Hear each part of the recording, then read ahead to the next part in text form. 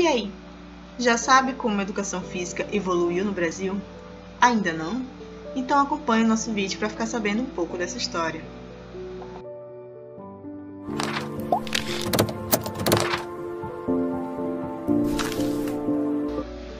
Olá, sejam muito bem-vindos ao Guia de Educação Física. Eu sou a professora Fernanda Azevedo e hoje vamos falar um pouco sobre como a educação física evoluiu no Brasil. A mais antiga notícia sobre a educação física em terras brasileiras data do ano de sua descoberta, 1500. Tal fato se deve ao relato de Pero Vaz de Caminha, que em uma de suas cartas relatou indígenas dançando, saltando, girando e se alegrando ao som de uma gaita tocada por um português. De modo geral, sabe-se que as atividades físicas realizadas pelos indígenas no período do Brasil colônia estavam relacionadas a aspectos da cultura primitiva, tendo como características elementos de cunho natural, como brincadeiras, caça, pesca, nado e locomoção. Também elementos de cunho utilitário, como o aprimoramento das atividades de caça e agrícolas, guerreiras, proteção de suas terras, recreativo e religioso, como as danças, agradecimentos aos deuses, festas e encenações. Posteriormente, ainda no período colonial, criada na senzala, sobretudo em Rio de Janeiro e Bahia, surge a capoeira, atividade ríspida, criativa e rítmica que era praticada pelos escravos. Dessa forma, podemos destacar que no Brasil colônia as atividades físicas realizadas pelos indígenas e escravos representavam os primeiros elementos da educação física no Brasil.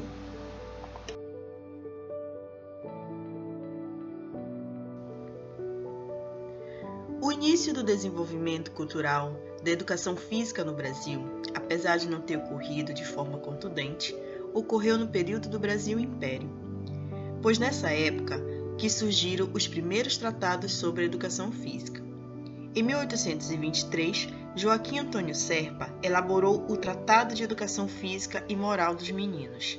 Esse tratado postulava que a educação física englobava a saúde do corpo e a cultura do espírito, e ainda considerava que os exercícios físicos deveriam ser divididos em duas categorias: uma, os que exercitavam o corpo, e duas, os que exercitavam a memória.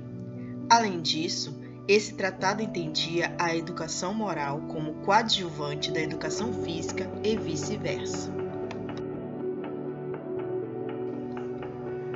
O início da educação física escolar no Brasil, inicialmente denominada ginástica, ocorreu oficialmente com a Reforma Couto-Ferraz, em 1851. No entanto, foi somente em 1882 que Rui Barbosa, ao lançar o parecer sobre a reforma do ensino primário, secundário e superior, denota a importância da ginástica na formação do brasileiro. Nesse parecer, Rui Barbosa relata a situação da educação física em países mais adiantados politicamente e defende a ginástica como elemento indispensável para a formação integral da juventude.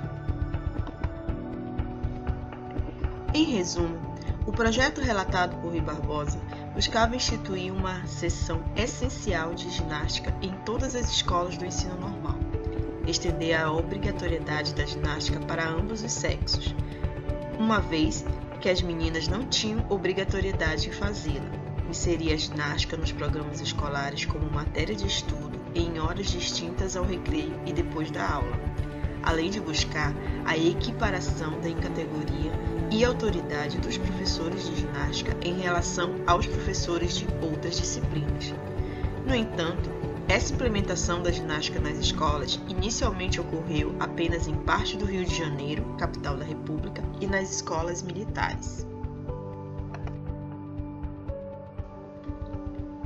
A educação física no Brasil República pode ser subdividida em duas fases. A primeira remete ao período de 1890 até a Revolução de 1930, e a segunda fase configura o período após a Revolução de 1930 até o ano de 1946. Na primeira fase do Brasil República, a partir de 1920, outros estados da Federação, além do Rio de Janeiro, começaram a realizar suas reformas educacionais e começaram a incluir a ginástica na escola. Além disso, ocorre a criação de diversas escolas de educação física, que tinham como objetivo principal a formação militar. No entanto, é a partir da segunda fase do Brasil República, após a criação do Ministério da Educação e Saúde, que a educação física começa a ganhar destaque perante os objetivos do governo. Nessa época, a educação física é inserida na Constituição brasileira e surgem leis que a tornam obrigatória no ensino secundário. Na intenção de sistematizar a ginástica dentro da escola brasileira, surgem os métodos ginásticos. Oriundos das escolas sueca, alemã e francesa, esses métodos conferiam à educação física uma perspectiva eugênica, higienista e militarista, na qual o exercício físico deveria ser utilizado para a aquisição e manutenção da higiene física e moral, preparando os indivíduos fisicamente para o combate militar. O higienismo e o militarismo estavam orientados em princípios anatomofisiológicos, buscando a criação de um homem obediente, submisso e acrítico à realidade brasileira.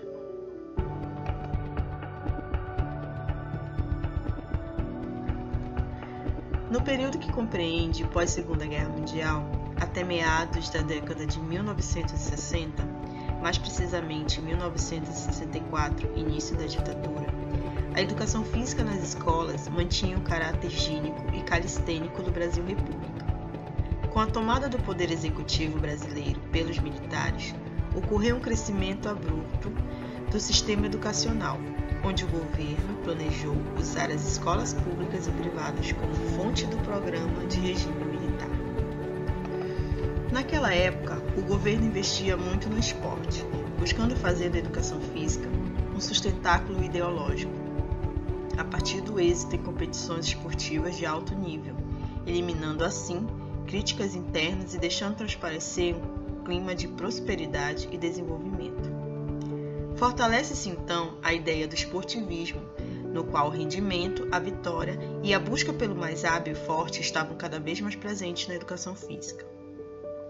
Dentre uma das mais importantes medidas que impactaram a educação física nesse período está a obrigatoriedade da educação física e esporte no ensino do terceiro grau, por meio do Decreto-Lei número 705/69. Segundo Castellani Filho, esse decreto tinha como propósito político favorecer o regime militar, desmantelando as mobilizações e o movimento estudantil que era contrário ao regime, uma vez que as universidades representavam um dos principais polos de resistência a esse regime. Durante a década de 80, a resistência à concepção biológica da educação física foi criticada em relação ao predomínio dos conteúdos esportivos. Atualmente, coexistem na educação física diversas concepções, modelos, tendências ou abordagens que tentam romper com o modelo mecanicista, esportivista e tradicional que outrora foi embutido aos esportes. Entre essas diferentes concepções pedagógicas, pode-se citar a psicomotricidade, desenvolvimentista, saúde renovada, críticas e, mais recentemente, os parâmetros curriculares nacionais. Em 1996, com a reformulação dos parâmetros curriculares nacionais, é ressaltada a importância da articulação da educação física entre o aprender a fazer, o saber por que está se fazendo e como relacionar-se nesse saber. De forma geral, os parâmetros curriculares trazem as diferentes dimensões dos conteúdos e propõem um relacionamento com grandes problemas da sociedade brasileira, sem perder de vista o seu papel de integrar o cidadão na esfera da cultura corporal. Sendo assim, a educação física vem se desenvolvendo no Brasil a partir de importantes mudanças políticos sociais e que atualmente é vista como um elemento essencial para a formação do cidadão brasileiro.